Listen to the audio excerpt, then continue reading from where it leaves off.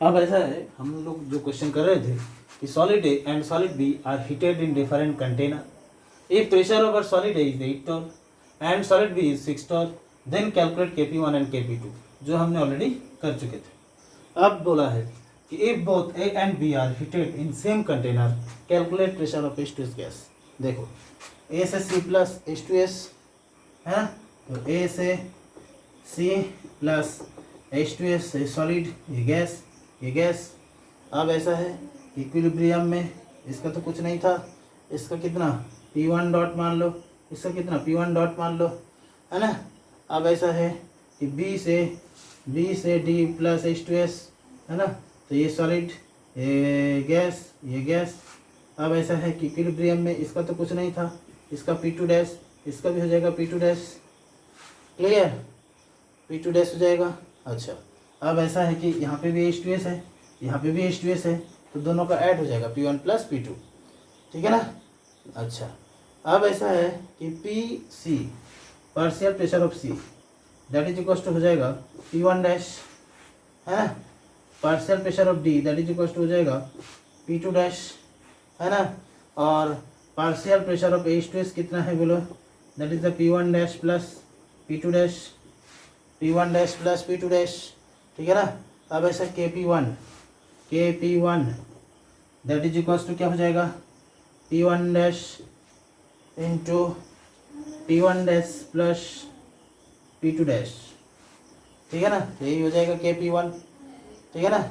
Okay, अच्छा, अब ऐसा है कि Kp1 कितना था 16, तो 16 that is equal to P1 dash into P1 dash plus P2 dash, यही हो जाएगा 16 equals to P1 dash into P1 dash plus P2 dash, ठीक है ना। चलो Kp2 इक्वल्स टू कितना होगा बोलो, Kp2 that is equals to हो जाएगा P2 डैश इंटू H2S का कितना है total, P1 dash plus P2 dash that is equals to 9, so 9 equals to P2 dash into P1 dash plus P2 dash. अब दोनों को ऐड कर दो, है ना।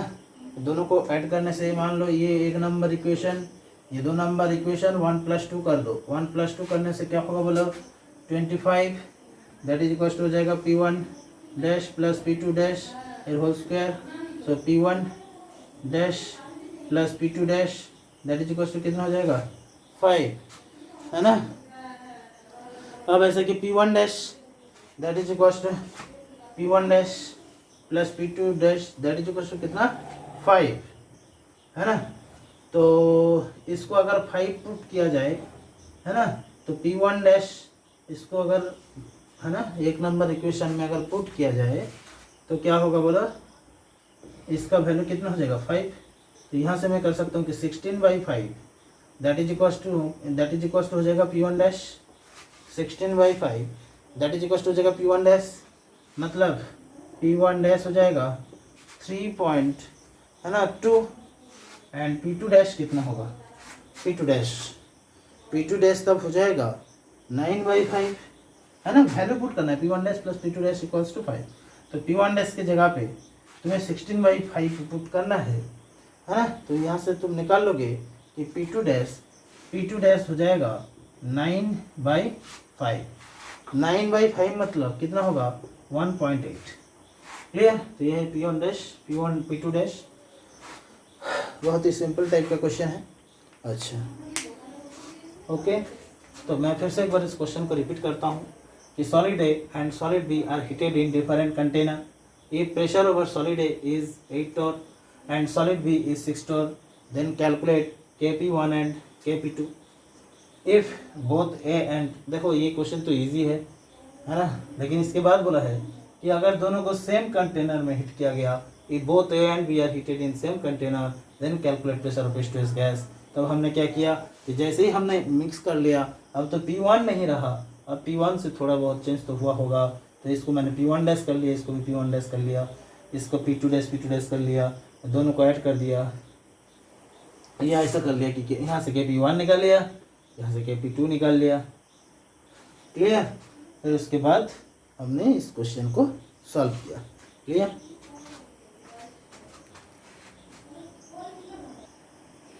चलो कुछ क्वेश्चन सॉल्व करते हैं, तो इसको समझ आया होगा सबको। तो एकदम चैप्टर एंड होते जा रहा है, हो सकता है यही लास्ट क्लास हो। फिर उसके बाद हम आयनिक इक्विलिब्रियम चालू करेंगे और उसके बाद थर्मोडायनामिक्स, फिर ख़त्म होता है हमारा 11th का सिलेबस। चलो तो हम देख लेंगे अभी कुछ क्वेश्चन। जैसे फर्स्ट क्वेश्चन ऐसा है कि H2 माइनस प्लस एस, है ना, S2 माइनस प्लस एस, इससे हो जाएगा, है ना, S32 माइनस, है ना, H2 माइनस। इसके लिए हुआ था K1 बोल दिया था, और दूसरा दे दिया H2 माइनस प्लस S, इससे हो गया था S32 माइनस। इसके लिए K2। So calculate the equilibrium, calculate the equilibrium constant for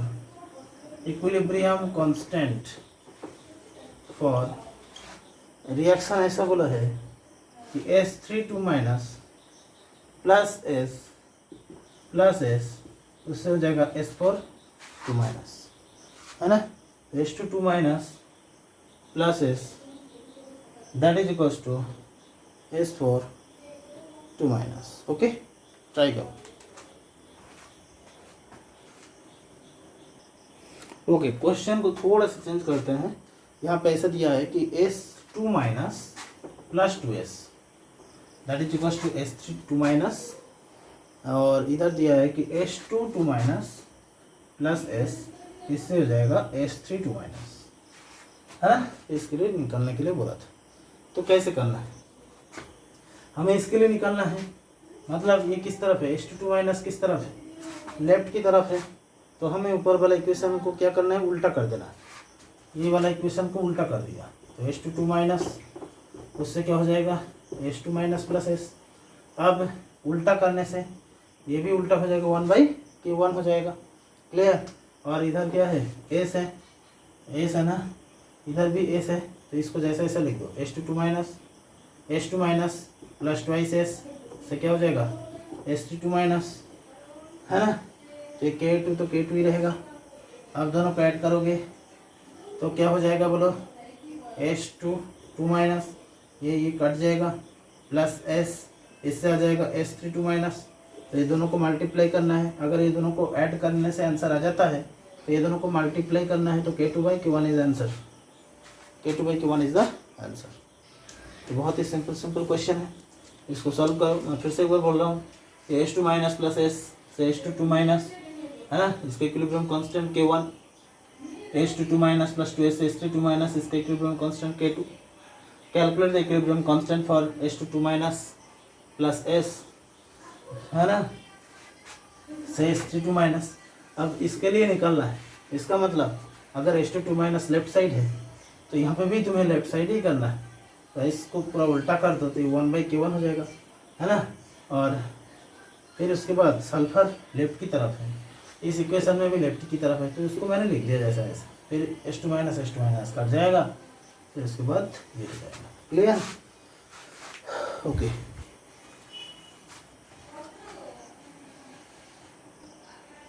अब ऐसा है कि मान लो जैसे हाइग्रोस्कोपिक सब्सटेंस बोला था, उसको भी एक बार देख लेते हैं, है ना। हाइग्रोस्कोपिक सब्सटेंस, है ना, जो हमने बोला था कैसा, डेलिकोसेन टाइप, वही है हाइग्रोस्कोपिक सब्सटेंस। हाइग्रोस्कोपिक सब्सटेंस का मतलब है, माने कहीं कहीं तुम देखोगे कि ये टर्म भी यूज हो रहा है, हाइग्रोस्कोपिक। दो सब्सटेंसेस, है ना, which can absorb water vapor, those substances which can absorb, है ना, water vapor from the moisture, water vapor, है ना, from the, है ना, from the moisture is called, है ना, is called hygroscopic substance. Hygroscopic substance, इसका मतलब है कि जो सब्सटेंस अभी भी बोला था कि वाटर वेपर से बाहर रखने से वो क्या कर लेता है कि मॉइस्चर को एब्जॉर्ब कर लेता है। जैसे अभी भी बोला था कि CaCl2 एनहाइड्रस था, ये जैसे ही पानी एब्जॉर्ब कर लेगा तो तुरंत बना लेगा, है ना, तुरंत बना लेगा CaCl2.6 वाटर, CaCl2.6 वाटर, ठीक है ना। अच्छा ये मान लो कंटेनर लिया जहाँ पे कौन था, मॉइस्ट एयर, और इसी मॉइस्ट एयर में मान लो मैंने ले लिया कोई भी क्लोराइड, है ना, MCl2 ये अनहाइड्रस था, MCl2 अनहाइड्रस था, और मैंने और एक कंटेनर ले लिया और जिसमें मॉइस्ट एयर था, मॉइस्ट एयर, तो ये क्या होगा MCl2 अब एनहाइड्रस नहीं होगा, अब क्या हो जाएगा एक्वास था, ठीक है ना, MCl2 क्या हो जाएगा एक्वास, ठीक है।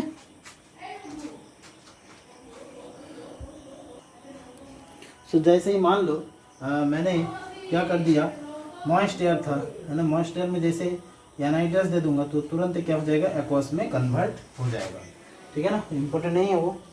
चलो अब है रिलेटिव ह्यूमिडिटी, जो ऑलरेडी करा दिया क्वेश्चन। सो रिलेटिव ह्यूमिडिटी, है ना, रिलेटिव ह्यूमिडिटी होता है ना, partial pressure of water vapour, partial pressure of water vapour, partial pressure of water vapour, है ना, डिवाइडेड बाय, है ना, vapour pressure at equilibrium, vapour pressure at equilibrium, है ना, वेपर प्रेशर एट इक्विलिब्रियम, है ना, ऑफ वाटर इंटू 100, ठीक है ना, partial pressure of water vapour divided by vapour pressure of water at equilibrium into 100, ठीक है ना, ओके, दैट इज द, अच्छा अब that container find the relative humidity, the container, है ना, that container, so that container, okay, where the relative humidity,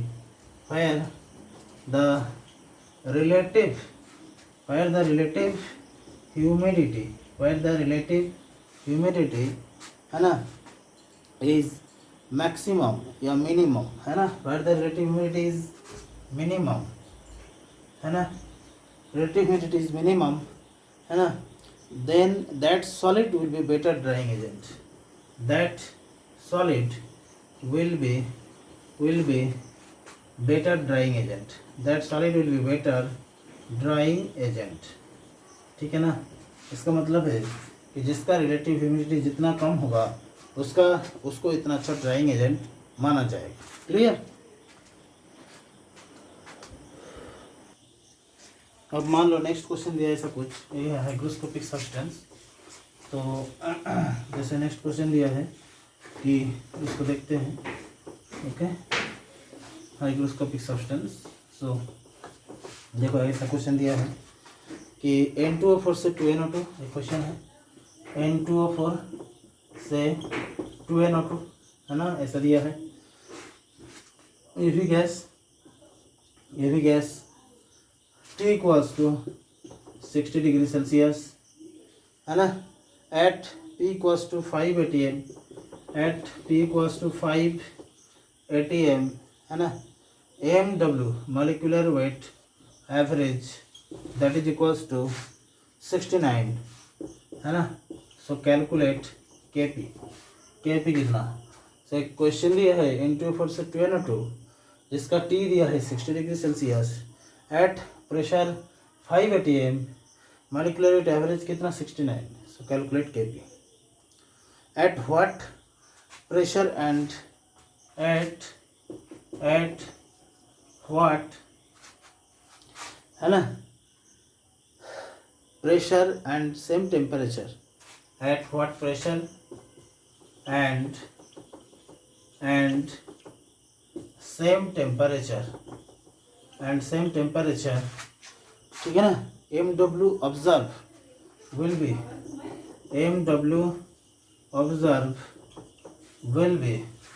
है ना, will be 230/3, will be 230/3। ठीक है ना, ऐसा कुछ क्वेश्चन दिया है तो हम कुछ हिंट्स दे रहे हैं, बाकी तो तुम्हें पूरा करना है। जैसे एक इक्वेशन दे रहा है, इसका प्रेशर 5/Atm में कितना, मॉलिक्यूलर वेट एवरेज 69, तो इसका Kp निकालना है। दूसरा तुम्हें ये बोला गया कि at what pressure and same temperature molecular weight observe will be 233 या 230/3। ठीक है ना। अच्छा, हमें एक फार्मूला था 1 + n-1 into alpha that is equals to होता है molecular weight theoretical by molecular weight observe. ये हमने कर लिया। ठीक है ना।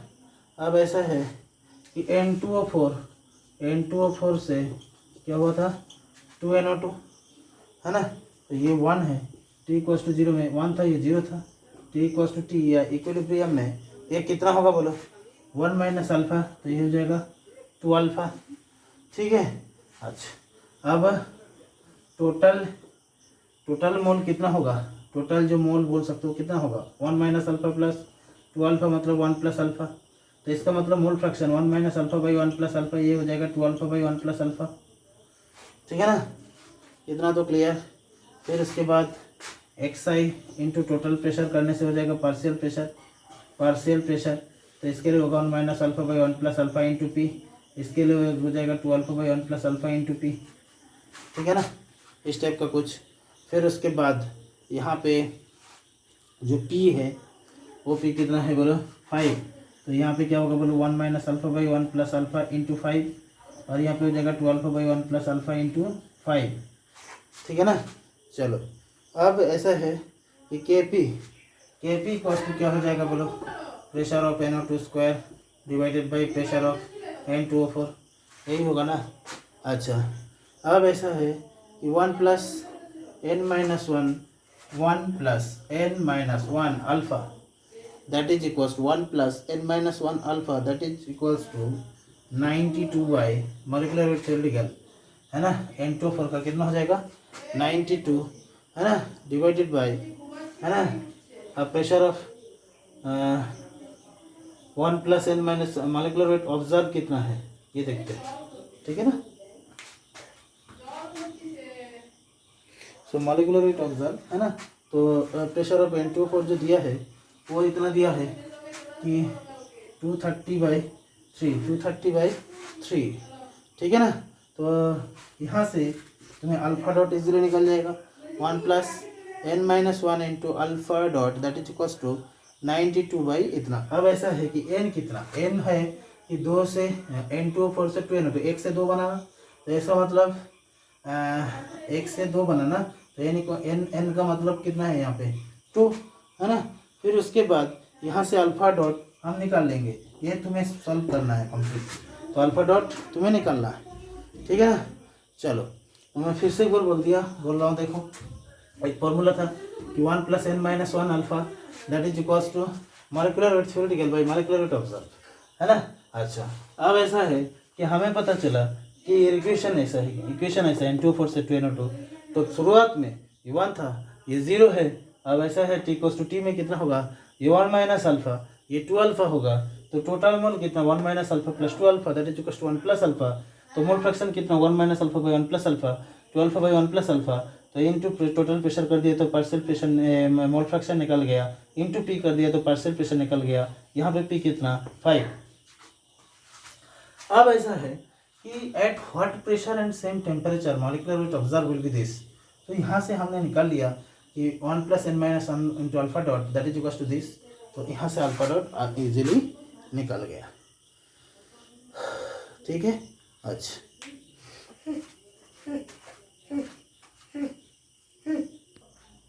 तो फिर से एक बार इस रिएक्शन को लिखना है, कौन सा रिएक्शन को, कि भाई N2O4 से 2NO2 क्लियर। अब ऐसा है कि मान लो कि इसका कितना था 1 - अल्फा, अब डैश हो जाएगा डिवाइडेड बाय 1 + अल्फा डैश हो जाएगा है ना, इंटू पी, और इसका कितना हो जाएगा 2 alpha dash by 1 + alpha dash into P. ठीक है ना, तो अल्टीमेटली ऐसा हुआ कि Kp that is equals to क्या हो जाएगा के पी डैश, है ना, के पी डैश या के पी इक्वल्स टू यहाँ पे करना है जैसे करते हो, कैसे होगा कि इसका whole square divided by this, है ना, वो के पी क्या हो जाएगा, के पी हमेशा क्या होता है कांस्टेंट होता है, ठीक है ना।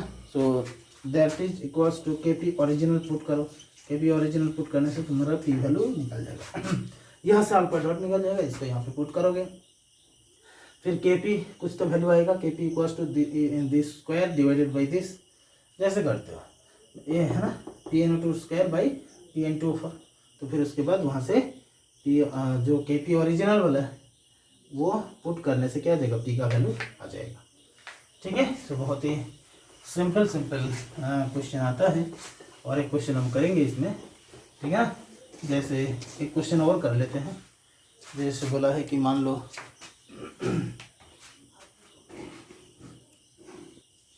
चलो नेक्स्ट क्वेश्चन देखते हैं।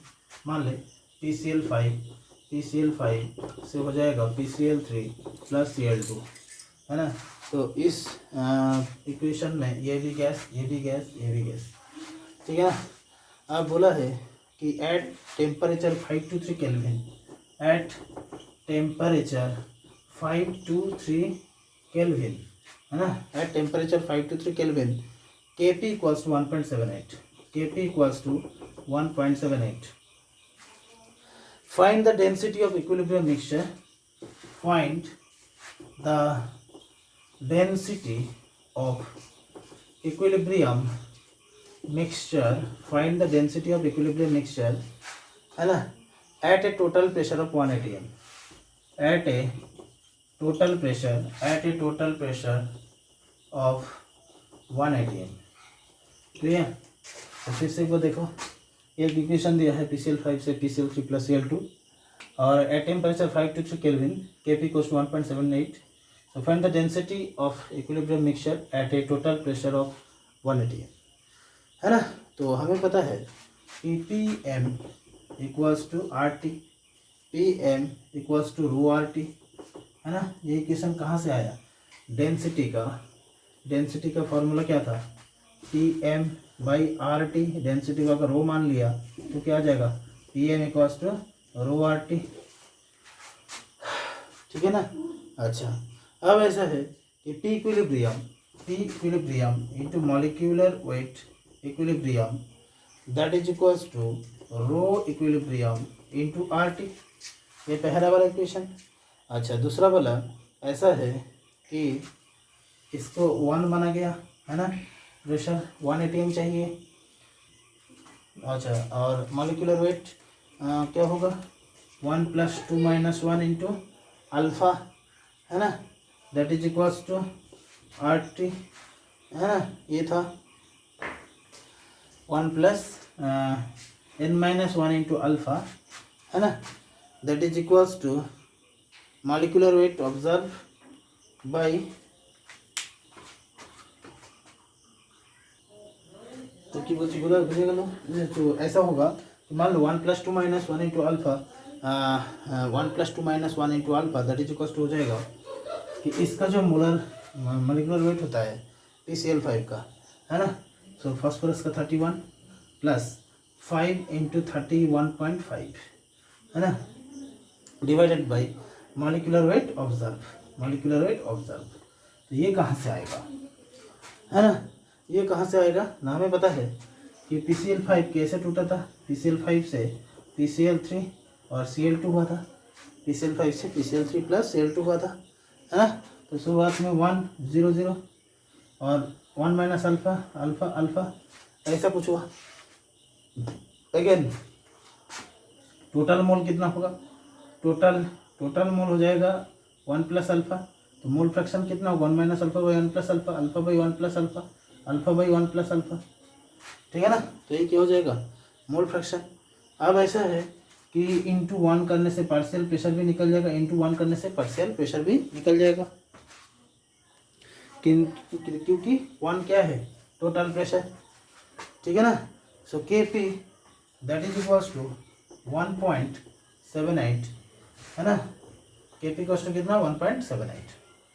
अच्छा, अब ऐसा है कि इसमें Kp इक्वल्स टू क्या हो जाएगा, P of PCl3 into P of Cl2 divided by P of PCl5, P of PCl3 कितना alpha by 1 plus alpha whole square divided by 1 minus alpha by 1 plus alpha, है ना। तो इसका मतलब हो जाएगा alpha square by 1 minus alpha square, so that is equal to 1.78।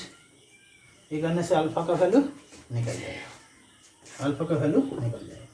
अब alpha का वैल्यू जो निकल जाएगा उसको यहाँ पे पुट करो, इससे मॉलिक्यूलर वेट ऑब्जर्व निकल जाएगा, ठीक है।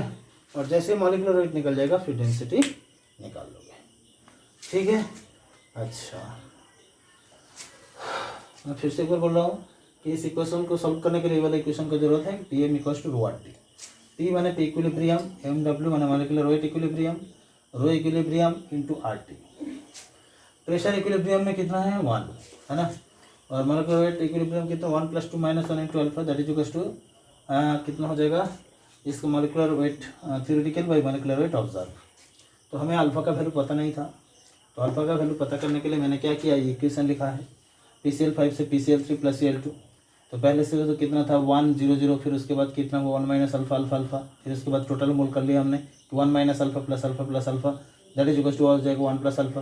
सो 1 minus alpha by 1 plus alpha mole fraction हो जाएगा, alpha by 1 plus alpha mole fraction हो जाएगा, alpha by 1 plus alpha mole fraction हो जाएगा, into total pressure 1 into total pressure 1 into total pressure 1 करने से मोल फ्रैक्शन हो जाए तो पार्शियल प्रेशर हो जाएगा।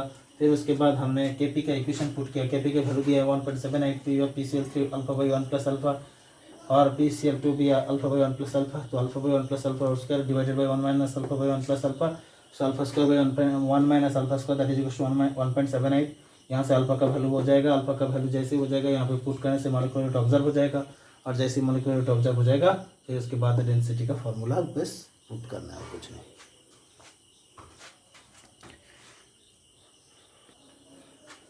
चलो, तो इसके बाद सब सॉल्व कर सकते हो, ठीक है ना, क्योंकि टेम्परेचर का वैल्यू दिया है कितना, टेम्परेचर का वैल्यू दिया है 523, ठीक है ना।